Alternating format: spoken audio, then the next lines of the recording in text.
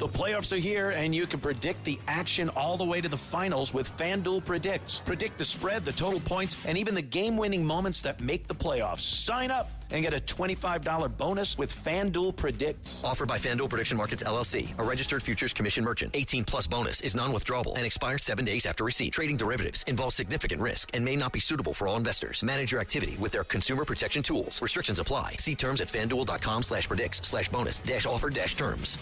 I'm always fascinated whenever I read about the conspiracy theories about COVID shots, because I don't view it as a conspiracy at all. And I don't find anything redeeming about Dr. Fauci. When a person needs to have a presidential pardon, not like a governor pardon or not like an excuse from their mom, not a Cartier note from their mother saying you get out of gym. No, when the president of the United States has to issue you a pardon, there must be something there. Just a guess. Just a guess. Well, there's that Dr. Fauci. And by the way, this is a big month for him. Pride Month coming up. Oh, the gay community loved him. Did you know about this? The gay community freaking hated him. He wouldn't support any of the AIDS drugs. He wouldn't support any of the AIDS experimental drugs. Larry Kramer, the head of Angry Gay People, the person in charge of Angry Gay People, he hated Dr. Fauci. And this is back when Dr. Fauci had hair and he looked almost like a doctor, not like your scary grandfather from the other side of the family, not your side of the family, that other one you only see once every year and a half or so, that grandfather. Well, this Dr. Fauci, I don't know how they did it. When I think back, all of 5 years ago, how they managed to shut down our country is really astonishing, because it was based on almost nothing except him screaming, we have to have herd immunity. Now, how miserable were you when you were told you were equal to a goat, that your health was equal to that of a goat? Herd immunity. The phrase offended me, just like the phrase human resources offends me. Can't we just call it people we work with? Can't we come up, I know, why don't we call it personnel? Instead, human resources, the worst phrase ever. And it wasn't always there. It only started in about 1979 that corporations started to say, well, human resources, get out those spreadsheets and let's see how many humans we can cut. Horrible. I got the first vaccine. I'm going to tell you what happened. In 28 seconds, I got the first vaccine and I was debilitated for 3 days. Didn't know where I was, couldn't get out of bed, had no idea what was going on. Not human. That went on for 3 days.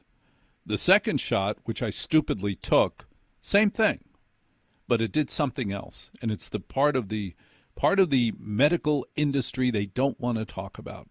You and I have dormant germs, bacteria, viruses in us. We all do. Mumps, measles. We have recessive viruses, and other things like Parkinson's.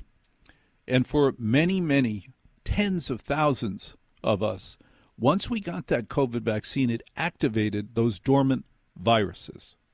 And suddenly, the percent of people getting heart attacks, clogged valves, Parkinson's, bladder cancer, dementia, Alzheimer's, through the roof. Through the freaking roof. And nobody has the guts to say, well, here is, in fact, the cause and effect. It was those vaccines that made us sicker.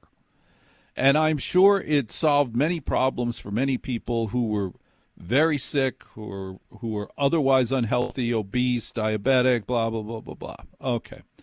But in my case, I will tell you what happened and why I don't think it's a conspiracy at all. I think it's just a fact that we were screwed with those vaccines. They were the worst thing that could have possibly happened to us. It made us sick, made many of us sicker.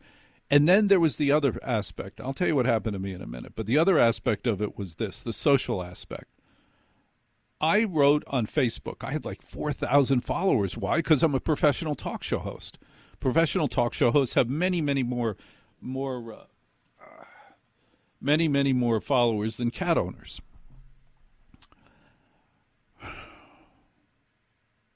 On Facebook, I posted, That second vaccine was a doozy. That's all I posted. That second vaccine was a doozy. And my account was dropped.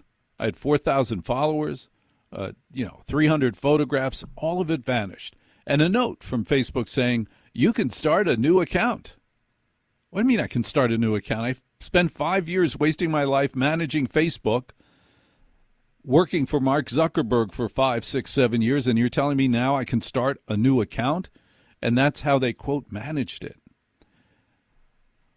When Facebook, Twitter, other social platforms were threatened, rather than being grown-ups and saying, no, you can't threaten me. There's no proof that what you're saying is necessary. You do whatever you want, but I'm not going to adjust my content due to a government decree. There's no law to back you up. There's no reason in America we have to follow your dictates.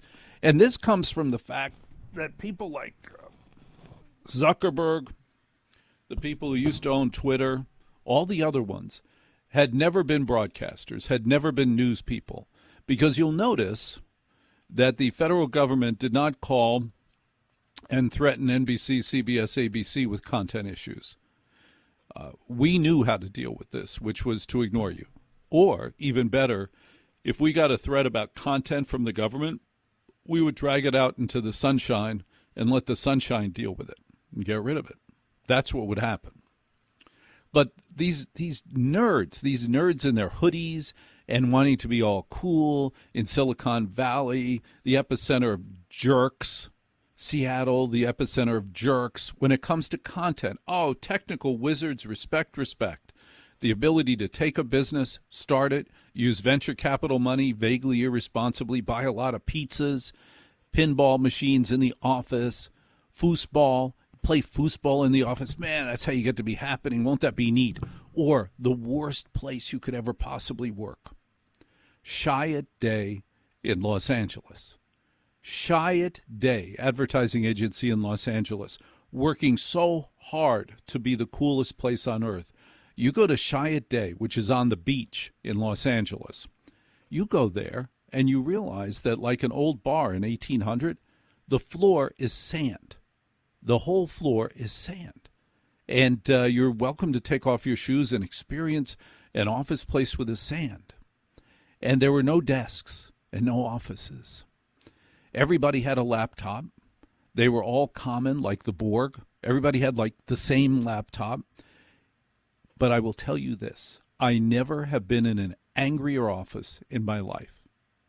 Because all of those people trying to do work were also at the same time trying to be cool, and nobody had an office.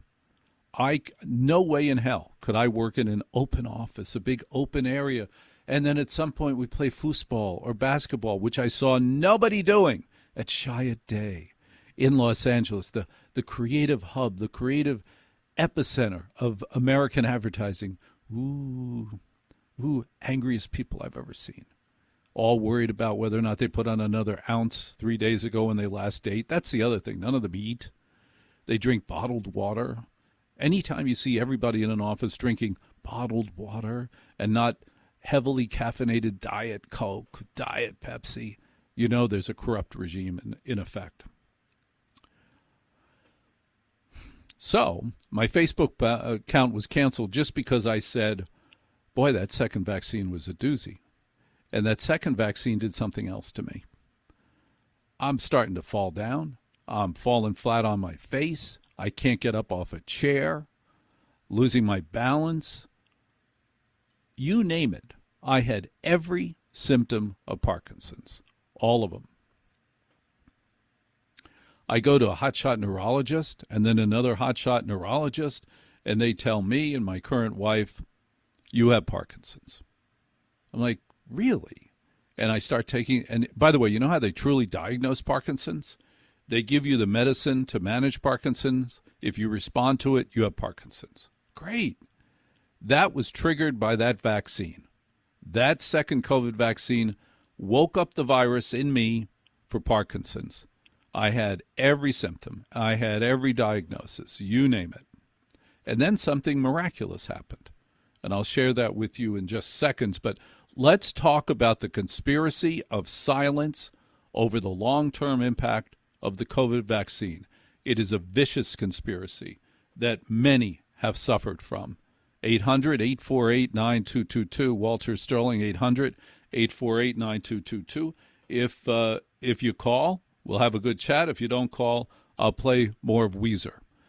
Red Apple Audio Network's The Other Side of Midnight.